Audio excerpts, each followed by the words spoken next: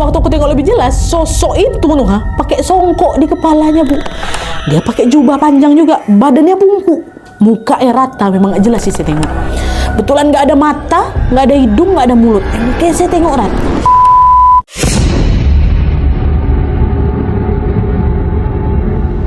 Oke, Wak, jadi kisah kali ini dikirim sama Wak kita yang bernama Mas Doni dari Manado. Halo Doni. Nah, pengalaman horor ini dialami sama warga yang ada di kampungnya Doni, yaitu kita sebut aja Kampung L, Kelurahan T, sebuah kelurahan yang memang terpencil di pesisir pantainya daerah Manado. Karena letaknya di pesisir, mayoritas warga setempat ini bermata pencaharian sebagai nelayan. Tapi ada juga Nadia yang sebagian bekerja sebagai pekebun. Nah, konon katanya, Wak, di kelurahan ini, di sini tuh ada cerita turun-temurun tentang sosok makhluk gaib yang sudah meresahkan warga.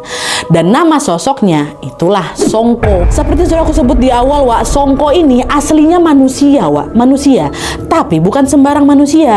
Mereka ini punya ilmu hitam yang didapat secara turun-temurun dari nenek moyang mereka. Awalnya ilmu hitam itu dipakai untuk memperkuat dan juga untuk menjaga diri, Wak, biar tetap kuat dan juga awet muda. Tapi seiring berjalannya waktu, mereka keturunan-keturunan berikutnya ini malah menyalahgunakan ilmu itu untuk mencelakai orang lain. Biasanya motifnya gegara iri, dendam, atau pengen dapat kekuatan lebih dan lain-lain. Dan untuk melancarkan aksinya itu, Wak, mereka ini akan berubah menjadi sosok Songko ini. Nah, menurut cerita warga setempat, menurut ceritanya si Doni, wujud dari Songko ini menyerupai laki-laki, Wak. Laki-laki tua, badannya bungkuk, pakai jubah atau kain panjang lusuh, memang kain panjangnya, terus nggak nampakin wajah, Wak. Dan ciri khasnya dia pakai songkok di kepala, tutup kepala tuh loh, songkok buat sholat. Orang Melayu bilangnya songkok juga, Wak. Di tempatnya juga sebenarnya songkok itu tutup kepala khas suku Bugis, songkok kata si Doni ini. Dan fun fact-nya dari situ juga, Wak, dia ini dinamai Songko dari kata asal songkok itulah. Itu panggilnya kayak dihilangin jadi Songko gitu. Nah, Songko ini biasanya berkeliaran dari maghrib, Wak, sampai jam 4 pagi dengan cara hinggap di pohon-pohon besar macam beringin atau pohon rimbun lainnya. Dan dari atas pohon itulah si Songko ini bakal nargetin mangsanya. Dan juga katanya suara dari Songko ini, Wak, punya suara khas. Jadi pas dia lagi ngincer mangsa, dia ini bakal hinggap di pohon kayak tadi tuh. Terus dia bakal ngepakin tangannya. Dia ngepakin tangan sambil ngeluarin bunyi gitu. Jadi suara koknya itu tuh kayak suara gagak kata Wawa. Tapi yang keluar kan kalau gagak gitu kan. Kalau Songko nih kok yang keluar bukan kebayang ya? Nah, kayak gitu. Dan selain itu juga banyak cerita beredar di kelurahan T ini kalau Songko ini sering ngegangguin masyarakat yang keluar rumah di waktu maghrib. Pernah dulu ada kejadian beberapa anak kecil yang hilang waktu pulang main maghrib-maghriban itu. Dan waktu mereka ditemukan itu mereka udah dalam kondisi lemas gitu loh di tengah hutan. Warga menduga si anak-anak ini diculik sama si Songko itu. Nah, setelah kejadian penculikan anak ini, warga pun langsung ngelarang anak-anak mereka main sampai maghrib. Pokoknya begitu matahari terbenam, nah dia itu anak-anak harus masuk rumah tuh semua. Dan bagi warga yang biasanya baru pulang dari kebun itu pas maghrib, Wak, atau ada keperluan keluar waktu malam dan harus ngelewatin pinggiran hutan nih, mereka pasti akan selalu berjaga-jaga memikul bambu runcing, Wak, untuk ngelindungin diri dari Songko. Jadi posisinya bagian runcing itu ditaruh di belakang mereka. Kenapa? Karena dipercaya Songko itu biasanya bakal menarik mangsanya dari belakang. Dan Songko ini juga takut sama benda-benda runcing. Jadi makanya ditaruh belakang. Jangan gue serang aku dari belakang, colok kok nanti. Kayak gitu. Nah, meski sering dengar cerita soal Songko dari orang-orang sekitar, Doni, Wawa kita ini belum pernah ngelihat langsung sosok itu, Nadia. Belum. Dari aku kecil sampai aku agak remaja dewasa itu belum. Bahkan selama 20 tahun lebih aku tinggal di kampung L itu, belum ada kejadian menghebohkan yang berkaitan sama sosok Songko di kampungnya. Kampungnya kan kampung L. Jadi Doni ini lebih sering dengar teror Songko ini terjadi di kampung lain, cuman masih dalam satu kelurahan T itulah. Di kampung kami belum, Nadia, masih aman-aman aja. Cuman kampung sebelah kami udah sering dengar gitu. Hingga pada beberapa tahun yang lalu, kampung Doni tiba-tiba dihebohkan dengan serangkaian peristiwa mengerikan yang diduga disebabkan sama si sosok Songko ini, Wak. Gantian kampungnya Doni. Nah, jadi, Wak, beberapa tahun lalu tiba-tiba ada beberapa warga yang meninggal secara misterius di kampungnya Doni ini, di kampung L. Kematian pertama ini menimpa seorang warga yang kita sebut aja namanya Pak Gito. Nah, menurut warga setempat, beberapa hari sebelum meninggal, Wak, tubuh Pak Gito tuh tiba-tiba menyusut menyusut. Dari yang tadinya berisi badan Pak Gito ini Nadia jadi kurus kering sampai kelihatan garis tulangnya. Anehnya, waktu diperiksa ke dokter nggak ditemukan tanda-tanda penyakit medis apapun Wak di tubuh Pak Gito ini, nggak ada, aman. Terus nggak lama setelah diperiksa, meninggal Pak Gito di situ. Pertama Pak Gito meninggal, mungkin karena sakit atau gimana gitu kan. Selang beberapa bulan kemudian, hal yang sama terjadi lagi sama warga lain. Cuma warga lain di kampung yang sama, di kampung Elin, kampung Doni. Gejalanya sama juga kayak Pak Gito, Wak. Tubuhnya berubah menyusut, kurus kering, bahkan kali ini sampai muntah-muntah, Wak, muntah darah bahkan. Cuma lagi-lagi waktu diperiksa nggak ada gejala penyakit medis apapun, nggak ada. Bahkan dokter sampai bingung juga waktu itu. Dan nggak lama kemudian meninggal si warga ini. Ada 2 korbannya. Sampai berikutnya kejadian lagi sampai jatuh 2 korban lainnya lagi, Wak. Jadi kalau misalnya di total di pertengahan tahun itu aja Nadia ya, ada 4 warga yang meninggal secara nggak wajar, sama semua menyusut, kurus kering, muntah-muntah, dibawa ke rumah sakit. Padahal awalnya sehat-sehat aja mereka. Nah, dari peristiwa itu warga jadi resah lah, Wak, di sana ya kan. Mereka menduga ini semua ulahnya Songko. Jangan-jangan diperiksa ke dokter nggak ada penyebab. Terlebih juga nih, ada kesaksian seorang warga yang katanya beberapa hari terakhir saat 4 warga itu meninggal, Wak, dia ada dengar suara khas Songko itu. Suara apa tadi? Suara kepakan sayap kencang dari pepohonan dekat rumah. Terus nggak lama setelahnya si orang ini juga dengar suara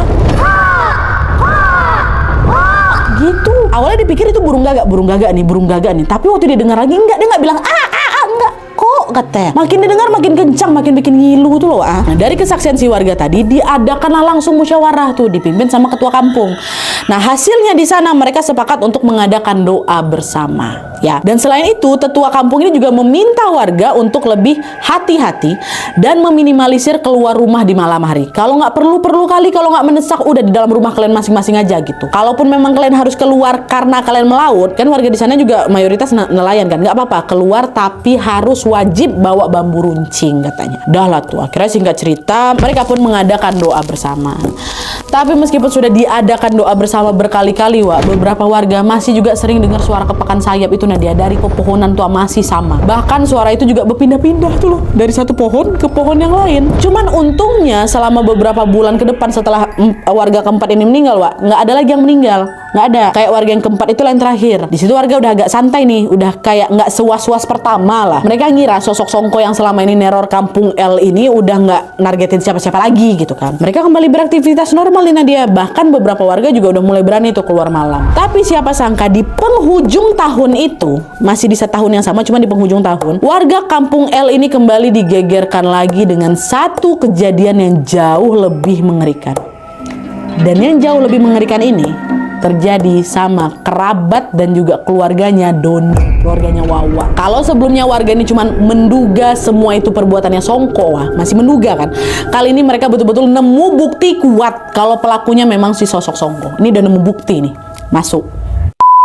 Nah, jadi di akhir tahun itu, Wak, seorang warga yang bernama Agatha yang masih saudaraan sama Doni kebangun jam 3 malam gara-gara dia kebelet pipis. Pergilah dia jalan ke toilet yang letaknya memang ada di luar kamarnya.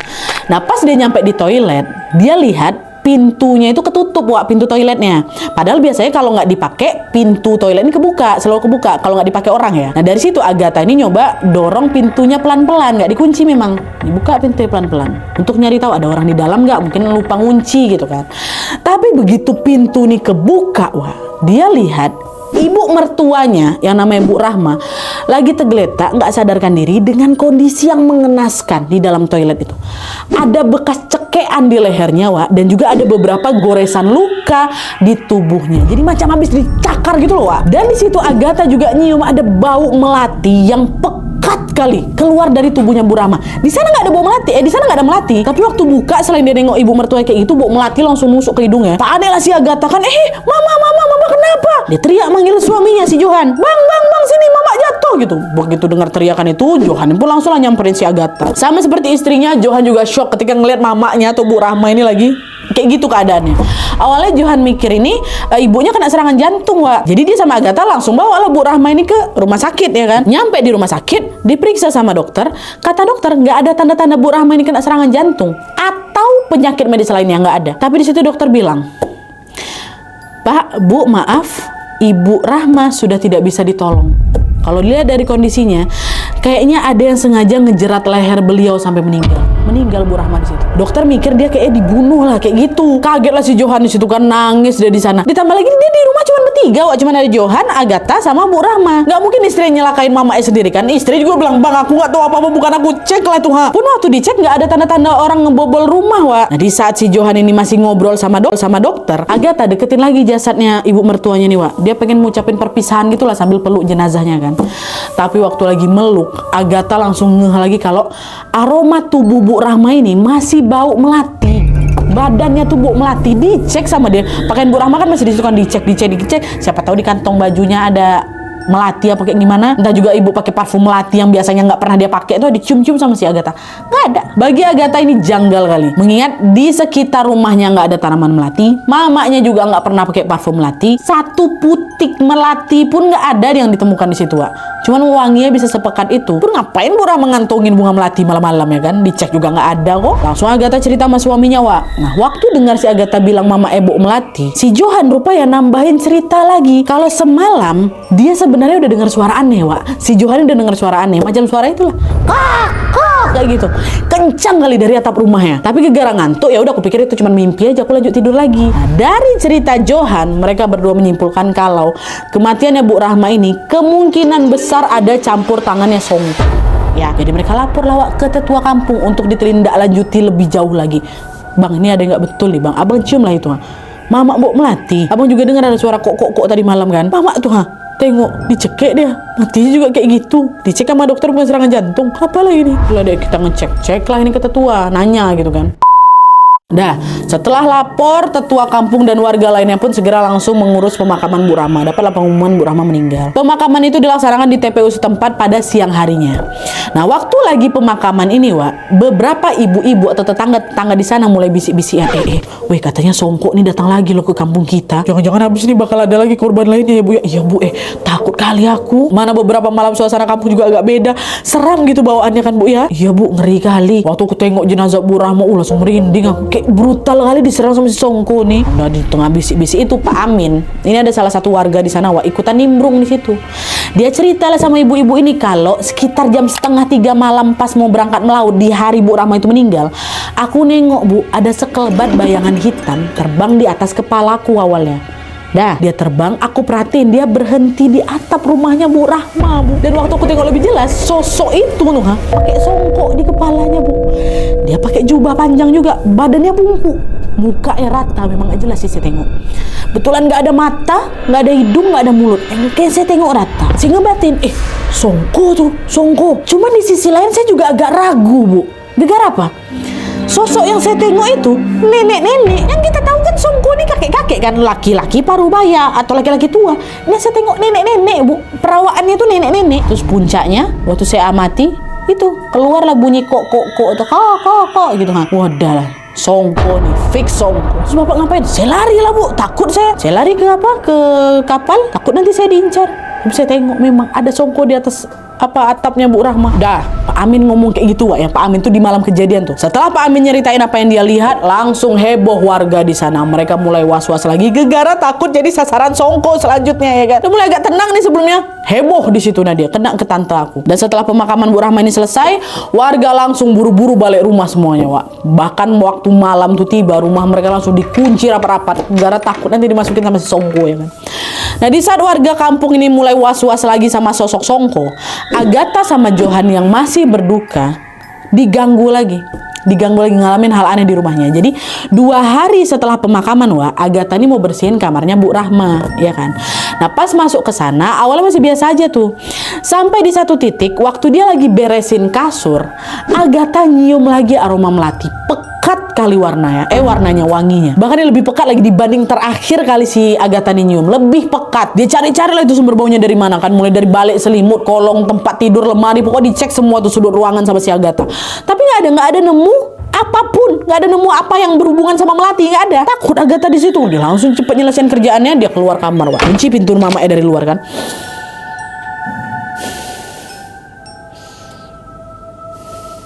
perasaan aku. Oke, udah. Dia kunci pintunya dari luar. Terus sehari kemudian gantian Johan yang ngeliat sesuatu yang nggak biasa juga, Wak. Jadi sekitar jam 2 malam Johan ini kebangun gara-gara dia kebelet pipis. Jalanlah dia ke toilet, dia buang air. Terus pas dia mau balik ke kamar lagi, Johan dengar ada langkah kaki dari arah teras rumahnya. Penasaran lah dia kan, dia cek lah, jalan ke ruang tamu buat ngecek. Nyampe ruang tamu, Johan ngintip lah dari balik tirai jendela. Nah, waktu dia nengok keluar, di sana ada tantenya, namanya Tante Nina. Ini adik dari mamanya, tapi beda ayah memang, Wak. Jadi adik tirinya mama. Tinggal di kampung L juga tapi. Tegak Tante Nina di situ. Nah, waktu itu yang ditengok sama Johan, Tante Nina ini pakai baju biasa, tapi kepalanya dipakein handuk, Wak, macam lagi habis keramas, ya. Nah, yang bikin si Johan ini heran, Tante Nina ini jalan ngendap-ngendap gitu loh, Wak. Macam lagi nyari sesuatu di depan rumah si Johan. Di situ Johan nggak langsung nyamperin nih, kan agak ngapain nih gitu kan, kok dia datang nggak pamit apa gimana? Dia diperhatiin terus sama si Johan. Tante, aku mau ngapain nih di sini ya kan? Sampai di satu titik Johan lihat Tante Nina ini ngambil sepasang sendal, Wak, ya. Udah dia ambil, abis itu dia diam. Dia diam di tempat sambil ngeliatin itu sendal. Sumpah creepy kali. Kayak gitu. Heran lah si Johan, ini betul Tante Nina apa bukan ini? Ngapain dia kayak gitu? Ngapain dia nekat malam-malam keluar kayak gini? Kan kampung lagi heboh kali sama sosok Songko kan. Orang kan pada takut semua. Ini jam 2 malam loh dia keluar. Ditambah lagi gelagat tantenya juga aneh. Masa iya aku mau nyolong sendal malam-malam kayak gini? Kan nggak penting, ngapain? Akhirnya disitulah Jona baru berani keluar rumah, Wak. Cak dia keluar. Tante, ngapain di sini malam-malam, Tante? Terkejut Tante. Iya enggak, ini saya lagi nyariin sendal. Kayak ketinggalan lah beberapa hari yang lalu waktu saya kesini gitu kan. Loh, kan bisa diambil besok pagi aja, Tante. Bahaya lo malam-malam kayak gini keluar sendirian, kata Johan lagi. Iya, mumpung Tante masih ingat, Jo. Ya udah, ini sendalnya udah ketemu, Tante pulang ya, kata si Tante Nina. Nah, pas Tante bilang kayak gitu, Johan langsung nawarin diri, udah Tante jangan pulang sendirian, biar aku antar. Nanti Tante kenapa-napa pula. Oh iya, nggak usah repot-repot, udah nggak apa-apa. Johan bangunin lah si Agatha. Mereka berdua lah ini nganterin si Tante Nina pulang, Wak, di malam itu. Dah.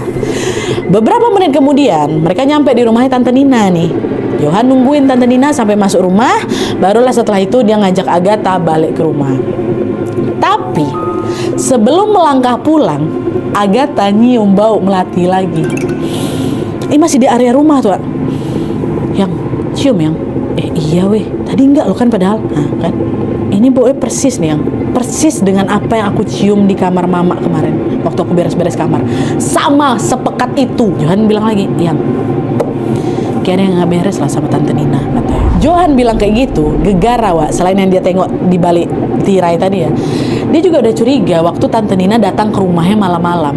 Orang kemarin tuh kan Tante Nina bilang mau ngambil sendal yang kemarin mungkin tinggal gitu kan. Di situ Johan langsung ngeh, orang waktu mama dimakamin aja Tante nggak datang, kok kan Tante bilang kaki Tante sakit.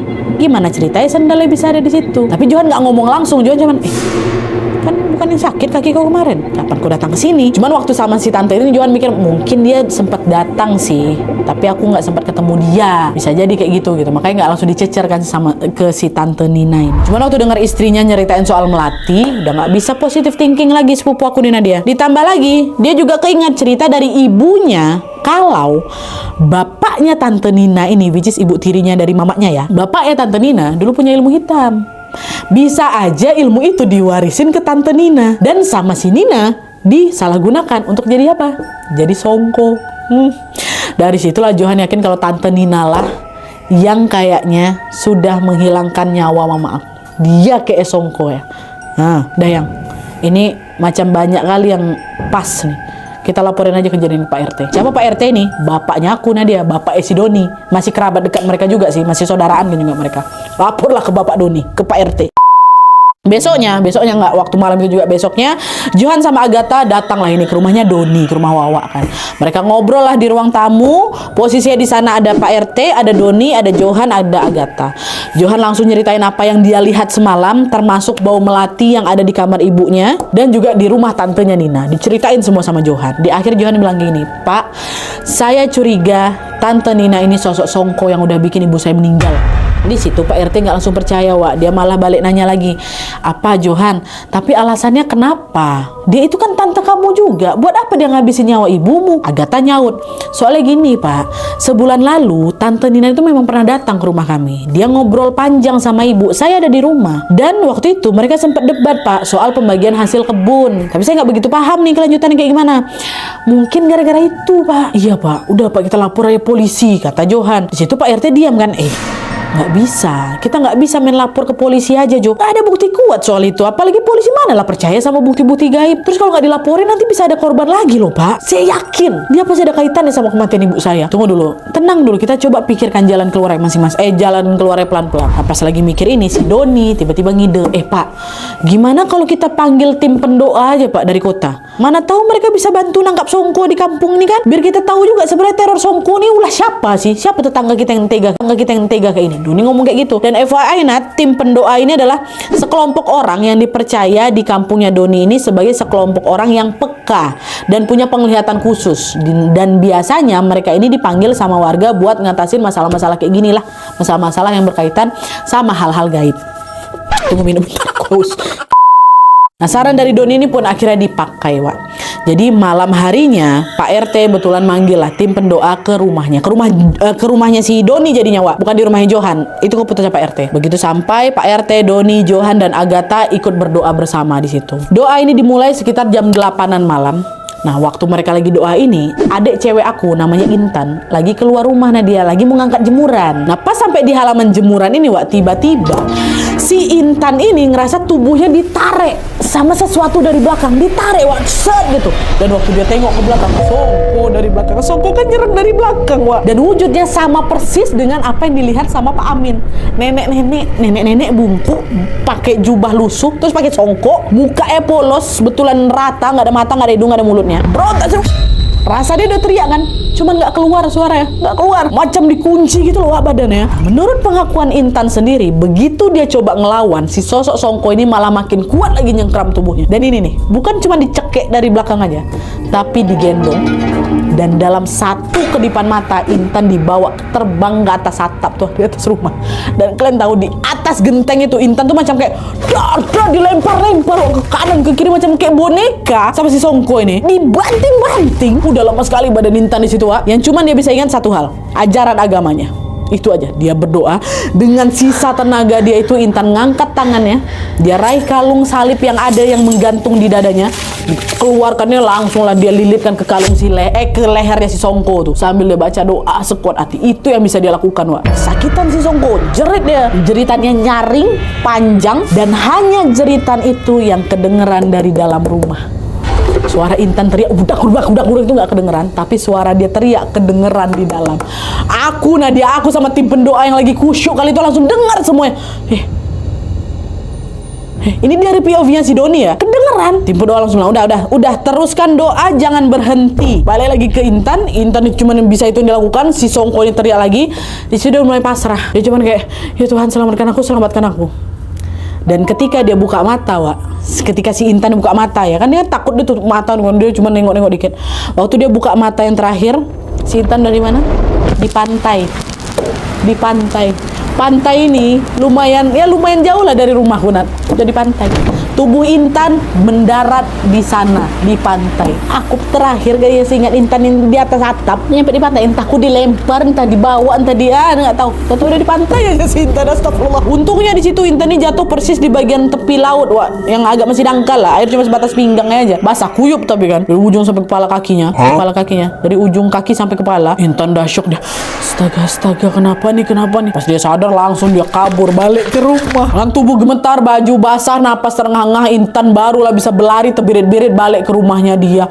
Waktu nyampe di rumah, orang langsung, wah Intan ngapa kau? Jangan ada yang keluar dari rumah. Intan masuk, gitu kata si tim pendoa. Waktu masuk, situlah diceritain apa yang bisa Intan ceritakan, Wak. Dan dia bilang satu hal, semua terjadi terlalu cepat. Aku sendiri pun belum bisa sepenuhnya mencerna kejadian barusan. Yang aku ingat, Bang, dia bilang sama Doni, ya aku ingat badan aku diseret, terus aku dilempar-lempar sampai aku darat di pantai.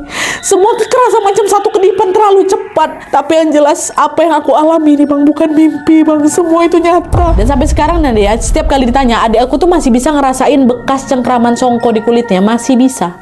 sampai sekarang. Dan ya, waktu si Intan dah balik ke rumah ini, Wak, suara Songko yang teriak-teriak itu masih ada di atas. Masih kayak itu suara Bang, itu suara dia tuh Bang. Semakin dalam doa mereka, makin histeris jeritan Songko tuh di atas atap tuh. Jeritanya kencang, panjang, menggelegar Nadis. Oh yakin aku kalau dengar itu merinding juga. Aku bukan merinding lagi, kabur aku Doni. Suaranya sampai kedengar di jalan depan loh Nadia. Oh tuh langsung geger warga malam tuh. Langsung datang tuh semua warga-warga datang. Kan awalnya cuma mereka berempat sama tim pendoa aja kan. Langsung datang berbondong-bondong ke rumahnya Doni karena panik. Udah Pak, ini suara apa nih, suara ini? Takut ya kan. Waktu mereka datang awalnya yang mereka dengar tuh cuma suara, Wak. Nggak ada ini nggak wujudnya sama sekali, nggak ada. Ini suara Songko tapi dia di mana ya, dia di mana? Woi Songko gitu kan, nggak ada wujudnya. Barulah mendadak dari atas genteng tiba-tiba ada sosok jatuh menghantam tanah di halaman depan rumah aku ya. Siapa sosok tuh? Songko. Kaget warga semua, teriak histeris. Baru inilah mereka dapatkan Songko tuh. Dan di situ bukannya menghilang kayak hantu. Kan sosok ilmu hitam ini katanya juga bisa menghilang tiba-tiba kayak gitu kan. Sosok ini malah terlihat jelas, terlihat utuh dan nyata. Songko dalam wujud fisiknya kelihatan depan kami semua Nadia. Seketika warga langsung ngerubunin si Songko ini. Ada yang berani maju, ada yang cuma ngintip dari belakang orang aja. Dan entah siapa yang mulai duluan, tapi ada satu warga tua di sana teriak, ikat dia cepat, ikat. Disambutlah sama warga lain, langsung diikat, diambil tali jemuran, ada yang ngambil tali tambang, tali rapia, semua diambil kan Wak, buat ngikat, buat buru-buru ngikat si Songko sebelum dia kabur itu. Songko udah lemas ya kayak gitu, masih meronta-ronta tapi udah lemah gitu loh. Dan nggak tahu siapa yang mulai Nadia ya, ketika jubah itu tuh mereka buka, terlihatlah seorang perempuan yang sangat dikenali sama warga. Betul, Tante Nina. Songko itu betulan Tante Nina sesuai sama dugaannya Johan dan Agatha. Tersulut emosi warga di situ. Mereka, wah Nina kurang ajar, dasar kok biang keroknya ya, gitu-gitulah. Kau yang udah bikin kacau kampung ini, kau yang udah ngebunuh Bu Rama yang ngaku, kau ngapa kau tahu lu? Keosnya waktu itu. Mereka terus nyudutin Tante Nina, digebukin Tante Nina, babak belur. Dihajar masa, Wak. Buat suasana depan rumah aku tuh udah gaduh kan, udah keos kalian dia. Datang bapak aku Pak RT berusaha ngelerai, jangan dulu, tenang dulu. Nah pas dilerai itu aku tengok kondisi Tante Nina udah berdarah-darah, Wak. Sambil ngerintih kesakitan, dia pun mengakulah kalau memang dia yang sudah menghilangkan nyawanya Bu Rahma. Cuman katanya, iya Pak, saya udah jadi Songko dan gituin Rahma katanya. Tapi kata dia, Wak, katanya Tante Nina, untuk kematian warga sebelumnya yang 4 orang tadi itu bukan karena saya Pak, bukan. Saya cuman dendamnya sama Rahma. Cuman karena ketahuan sama Johan dan Agatha, saya mau lanjut neror mereka berdua Pak. Dan juga kerabat lainnya yang mau ikut campur. Dia juga udah ngerasa nih kayaknya si Johan udah tahu nih kalau aku Songko. Kamu dicelakain itu. Dicelakain siapa? Intan dulu. Tapi Wak, meskipun Tante Nina sudah mengaku, dia udah minta maaf apa segala macam ya, sayangnya warga udah terlanjur emosi, Wak. Mereka udah kehilangan 4 orang tanpa penjelasan pasti, ditambah kejadian aneh yang bikin satu kampung dicekam ketakutan selama berminggu-minggu terakhir kan. Jadi waktu si Tante Nina ini ketahuan, terus ada di rumahnya Doni, dan situasi juga lagi panas-panasnya, warga main hakim sendiri. Doni, kita juga nyadar kok kalau apa yang dilakukan sama mereka ini salah, Nat. Tapi waktu itu situasinya udah chaos sekali. Doni nggak bisa berbuat banyak. Akhirnya di situ Tante Nina dikeroyok, dipukuli depan halaman rumah. Tante Nina pun nggak yang muda-muda kali, dan lumayan lanjut usia, walaupun dia lebih muda dibanding mama tantenya Tante Rahma. Tewas dihakimi warga. Semua kejadian yang cepat kali dia dalam suasana yang udah nggak bisa kekontrol lagi itu. Dan karena waktu itu posisinya Tante Nina ini dianggap sebagai kayak gitu, dia pun langsung dimakamkan keesokan harinya tanpa didampingi sama pihak keluarga, tanpa didampingi sama kerabat, bahkan nggak ada doa, nggak ada pelepasan apa-apa, nggak ada penghormatan apa-apa, digituin. Dan setelah Tante Nina meninggal, teror Songko ini mendadak berhenti di Kampung L. Kampung L jadi tenang lagi. Tapi memang ada satu misteri besar yang belum kejawab sampai sekarang. Siapa sebenarnya sosok Songko yang udah ngebunuh 4 warga sebelumnya? Aku juga nggak tahu Nadia, dan tidak mencurigai siapapun. Jadi yang untuk 4 orang ini nggak ada. Tante Nina ini ngakuin cuman ke Tante Rahma aja gitu. Nggak ada yang bisa membenarkan cara kematiannya Tante Nina di sini, Wak ya. Tapi nyatanya setelah kepergiannya Tante Nina, kampung itu tenang. seolah-olah para songko yang lain ini jadi takut. Jadi mereka pun hilang satu persatu. Udah nggak ada lagi sampai sekarang. Cuman itu Nadia, apakah ini benar-benar akhir atau cuman permulaan dari misteri lain yang belum terpecahkan? Aku juga nggak tahu, kata si Doni. Ya kita siap-siap aja. Nggak ada memang nanti. Setelah kejadian Tante Nina sampai sekarang, udah berapa tahun setelah kejadian itu ya, si Doni sekarang juga udah hampir mau 30. Nggak ada lagi. Mungkin takut kali ya Wak ya. Terakhir Tante Nina digituin, kalau sampai nih ada songko yang nekat lagi kayak gitu, bisa jadi kan dia juga berakhir kayak Tante Nina. Makanya mungkin takut. Karena dihakimi nanti kalau misalnya ketahuan, dihakimi masa, bisa mati, dibabak belurin kan. Gitu. Oke Wak, jadi itu tadi kisahnya. Dari kisah ini seolah-olah udah ngebuktiin kalau manusia itu ternyata memang lebih bahaya dibanding hantu Wak ya. Rasa iri, rasa dendam di dalam hati ternyata bisa bikin manusia gelap mata. Nggak peduli itu saudara kah, kerabat kah, bahkan keluarga sendiri juga bisa menjadi korban. Semoga kita selalu dijauhkan dari sifat iri, dendam, dengki, busuk hati dari orang-orang Wak ya. Amin ya rabbal alamin. Oke Wak, sekian dulu videonya. Terima kasih banyak sudah menonton. Kalau kalian suka video ini, klik like-nya. Jangan lupa komen di bawah video dan saran-saran untuk unsur dan nyam-nyam-nyamnya. See you next video Wak. Bye.